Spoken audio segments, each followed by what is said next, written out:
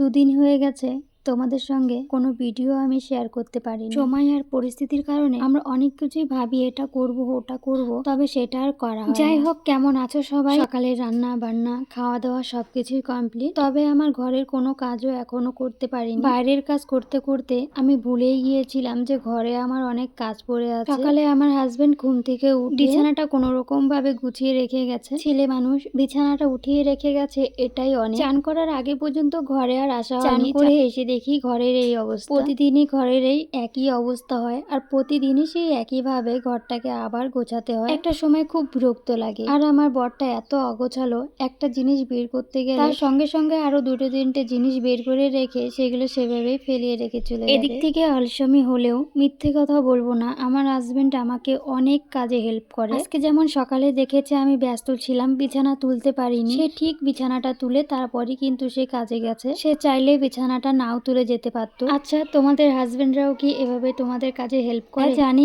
অনেকেই আছে যারা আরো অনেক বেশি কাজ করে, আবার অনেকেই আছে কিছুই করতে চায় না। তবে যেমনই হোক, যেটাই করুক আর না করুক, আমার কাছে বেশ। ওই যে আগের দিন রাতে যে বাড়িতে গিয়েছিলাম ষষ্ঠী খেতে, তখন আসার সময় এই টোপরটা বাড়িতে ছিল।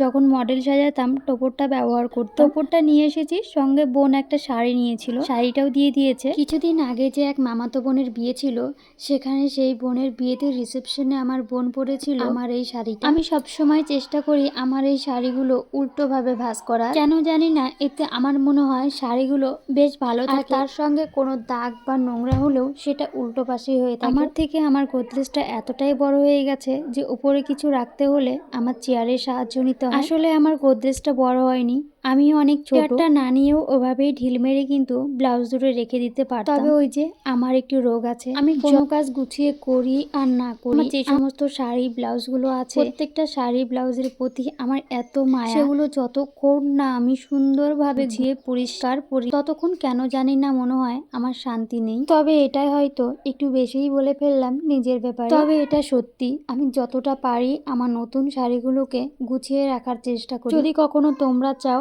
আমার শাড়ির কালেকশন গুলো দেখতে, তাহলে আমি অবশ্যই এক সময় বের করে তোমাদেরকে দেখাবো। সঙ্গে তোমরা চাইলে আমি আমার ব্লাউজের কালেকশন গুলো দেখাতে পারি। প্রত্যেকটা ব্লাউজ আমার নিজের হাতে তৈরি করা, খুব বেশি হলে দুটো ব্লাউজ হয়তো আছে যেগুলো অন্যকে দিয়ে করিয়েছি। যাই হোক, তোমাদের সঙ্গে গল্প করতে করতে আমার ঘর গোছানো হয়ে গেছে। এখন আমার প্রচুর খিদে পেয়ে গেছে। আগের দিন যেহেতু ষষ্ঠী ছিল, অনেক রকমের সবজি কিন্তু বেঁচে গিয়েছিল, সেগুলো সকালে খাওয়া হয়েছে। সকালে আবার কিছু সবজি রান্না করেছিলাম, সেগুলো দিয়েই মিলিয়ে মিশিয়ে এখন দুপুরের খাবারটা খাবো। সঙ্গে দই আর পায়েসও ছিল। এই ছিল আজকে আমাদের দুপুরের খাবার। এখানে ছিল মাছের সবজি, সঙ্গে ছিল কালকের মাছের সবজি, আর তার সঙ্গে পাঁপড়, আর তার সঙ্গে ছিল ওই যে বললাম দই, সঙ্গে পায়েসটা শুনেছি মিষ্টি কম হয়েছে তাই নিয়ে এসেছি।